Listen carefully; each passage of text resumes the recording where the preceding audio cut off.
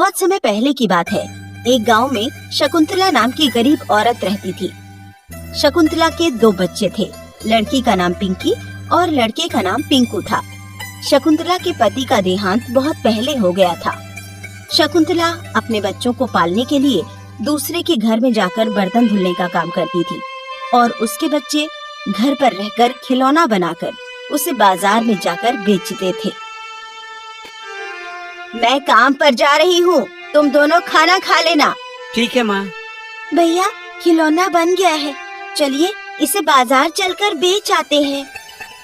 दोनों भाई बहन खाना खाकर खिलौना बेचने बाजार चले जाते हैं, पर उनका खिलौना कोई नहीं खरीदता।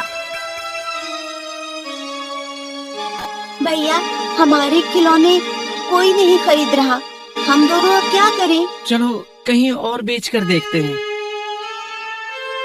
दोनों भाई बहन खिलौना ले जाकर दूसरी जगह बेचते हैं, लेकिन उनका खिलौना वहाँ पर भी कोई नहीं खरीदता।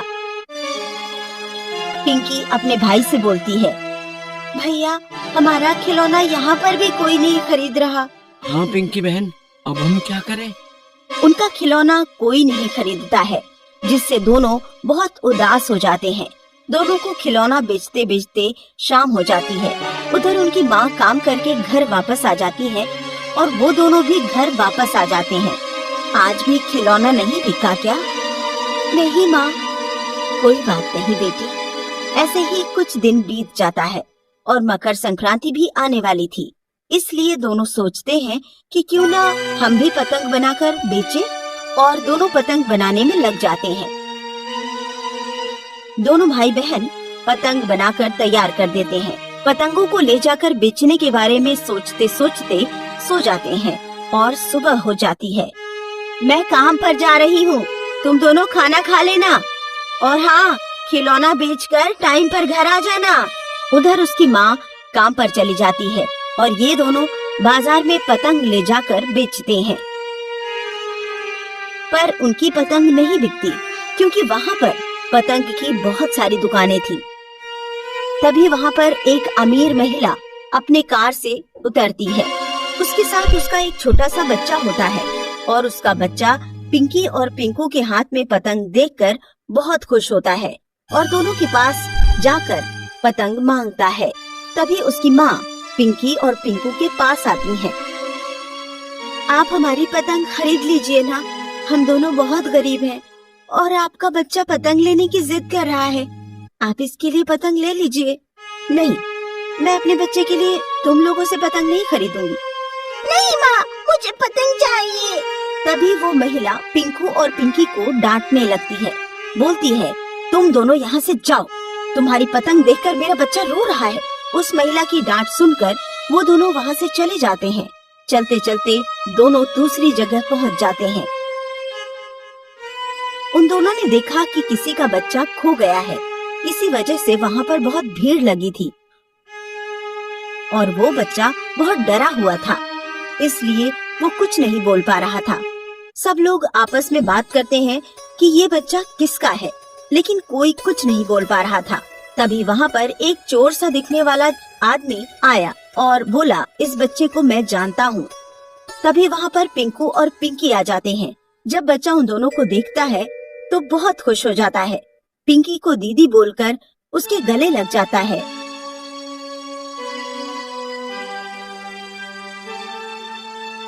क्या इस बच्चे को आप दोनों जानते हैं? हाँ, ये मेरा भाई है। ठीक है, तुम दोनों इस बच्चे को ले जा सकते हो। पिंकी और पिंकू दोनों उस बच्चे को अपने साथ ले जाते हैं। कुछ दूर जाते ही उस बच्चे की माँ आ जाती है। तुम्हारा पतंग नहीं लिया, इसलिए तुम दोनों मेरे बच्चे को ले जा रहे हो? आप गलत समझ रही हैं। आपका बच्चा खो गया था, हम दोनों को ये बाजार में मिला था और हम इसे अपने साथ ले आए। माँ, इन दोनों को मत बोलो, ये लोग तो मुझे वहाँ से बचा के लाए हैं। बेटा, मैं आप लोगों को गलत समझ रही थी, मुझे माफ कर दो। इतना कहकर वो अमीर औरत उनकी सभी पतंगे खरीद लेती है और उनको बहुत सारे पैसे देती है। पैसा पाकर दोनों बहुत खुश होते हैं और अपने घर वापस आ जाते हैं। आज हमारे सभी खिलौने बिक गए माँ। और पिंकी बाजार में घटी उस घटना के बारे में पूरी बात बताती है।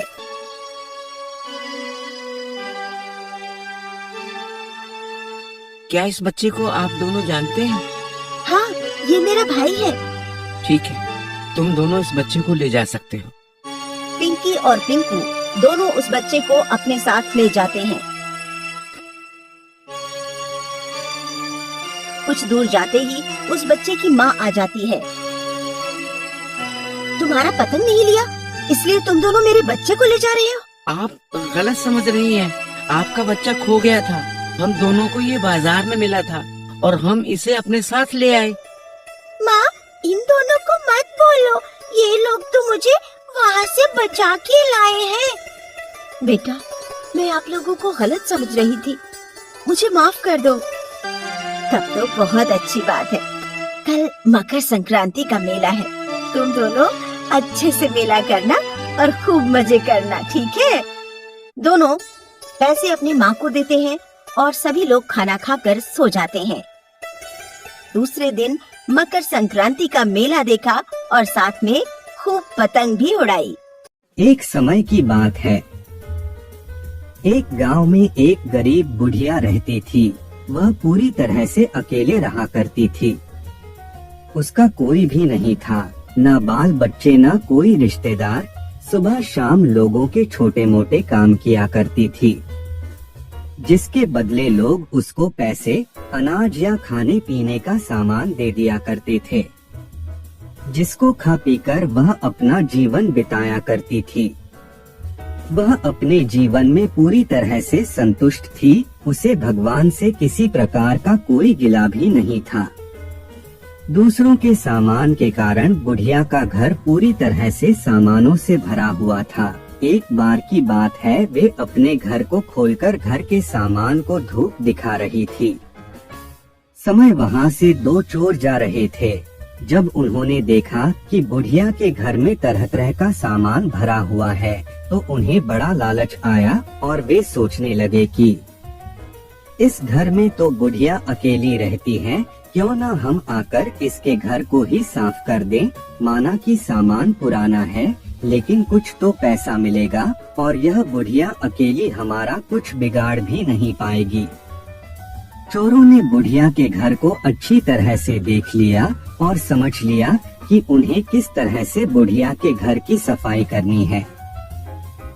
उसके बाद चोर अपने घर वापस चले गए। बुढ़िया बेचारी को सपने में भी यह ख्याल नहीं आया कि उसके घर में भी कभी चोरी हो सकती है, क्योंकि उसके घर में तो खुद के उसके कपड़े तक उसके नहीं थे।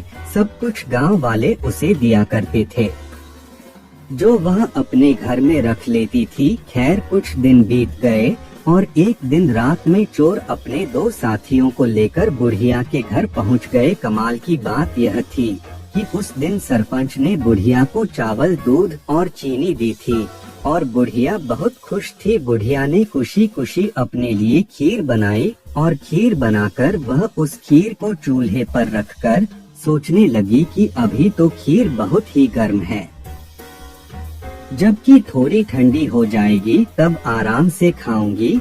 और अपने बिस्तर पर लेट गई और खीर के ठंडा होने का इंतजार करने लगी। लेटे लेटे उसे नींद आ गई और वे सो गई और जोर जोर से खर्राटे लेने लगी। चोर बाहर खड़े थे। बुढ़िया के खर्राटे की आवाज सुनते ही उन्होंने सोचा कि चलो अब रास्ता साफ हो गया और अब हम आराम से बुढ़िया का घर साफ कर सकते हैं। वह सब जल्दी जल्दी आकर बुढ़िया के घर में सामान तलाशने लगे, परंतु कमाल की बात यह थी कि उन्होंने जो देखा था वह बिल्कुल गलत था।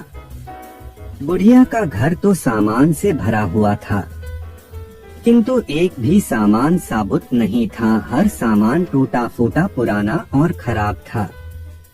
यह चोर बड़े दुखी हुए और बुढ़िया को बहुत गालियां देने लगे। वह बोले, देखो कितनी दुष्ट बुढ़िया है, आराम से सो रही है और हम बेचारे इतनी मेहनत कर रहे हैं।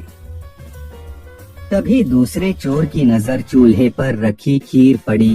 गरम गरम खीर को देखकर चोर ने कहा, चलो बुढ़िया के घर कुछ और नहीं मिला तो कम से कम खीर तो है, और वह उसको खाने लगे। जब वह खीर खाकर जाने लगे तो उन्होंने थोड़ी सी खीर बुढ़िया के लिए छोड़ दी, किंतु जब उन्होंने बुढ़िया की तरफ देखा तो उसका हाथ खुला हुआ था, जैसे वह कुछ मांग रही हो। साथ ही उसका मुंह भी खुला हुआ था, जिसे देखकर चोरों ने सोचा कि बेचारी बुढ़िया लोगों से मांग मांग कर अपना जीवन बिता रही है, लगता है बहुत थक गई है और खाने के लिए खीर मांग रही है।